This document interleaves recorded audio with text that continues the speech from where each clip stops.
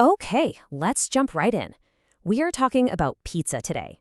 But, probably not the kind you're thinking of. We're going to talk about how it went from a simple, everyday food to this global culinary obsession. I'm talking a luxury item that people are now literally flying across the world for. I mean, think about it. For most of our lives, pizza was simple, right? It was the go-to for kids' birthday parties, for a late-night study session. It was comforting, it was predictable, but it was definitely not the reason you'd book a plane ticket.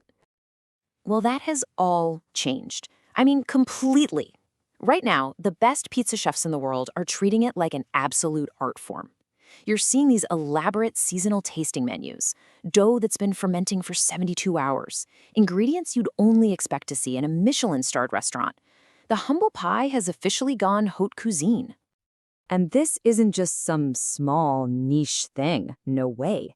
This is a real movement. People are actually booking flights, planning whole vacations, not for the museums or the monuments, but for one specific pizzeria for one perfect crust. So the question is, how did this happen, right? How did this simple food become this object of a global pilgrimage? Well, it really started when a few very serious critics decided to judge it like you would a fine wine.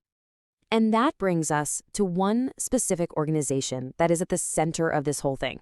An organization that decided to take pizza very seriously. Meet 50 Top Pizza. Now, what makes them so important is how they do things. This is not Yelp. It's not some online poll. This is a serious global guide where professional, anonymous inspectors, so nobody knows who they are, visit these pizzerias in person. They judge everything from the dough to the service, exactly like a Michelin inspection. And they've been at this for a while. It was founded way back in 2014 by three respected Italian food critics. They put out their first guide in 2017, and now, here in 2025, their rankings are pretty much the undisputed global benchmark for what makes a truly world-class pizza. Okay, so let's get to the good stuff, the part you've been waiting for. The 2025 rankings just came out, and they are packed with some serious surprises. You might just assume, that Italy would just dominate the list, but you would be very wrong. So, who took the crown? Who makes the single best pizza on planet Earth for 2025, according to the experts? It's a tie, a total transatlantic showdown. You've got Una Pizza Napoletana in New York City and Aima Sanielli in Caserta, Italy. Think about that. The new world of American pizza tradition and the old world of Italian perfection sharing the #1 spot. That is a massive statement. But the surprises, believe me, do not stop there. So, if the USA and Italy are tied for first, who in the world could have possibly come in at #2? Tokyo, the pizza bar on 38th. I mean, this is just incredible. It goes to show that the Japanese culinary tradition, that obsession with precision and perfection, can master even Italy's most sacred dish. It's no longer about where you're from, it's about how dedicated you are to the craft. And these winners aren't just one-offs. They represent a fundamental shift, a complete redrawing of the world's pizza rap. I mean, just look at this top 5. You have New York, Caserta, and Tokyo, and then, boom, São Paulo, Brazil at #3. Naples, the actual birthplace of pizza, doesn't show up until a tie for 4th place. This is not just an Italian story anymore. It's a truly global phenomenon.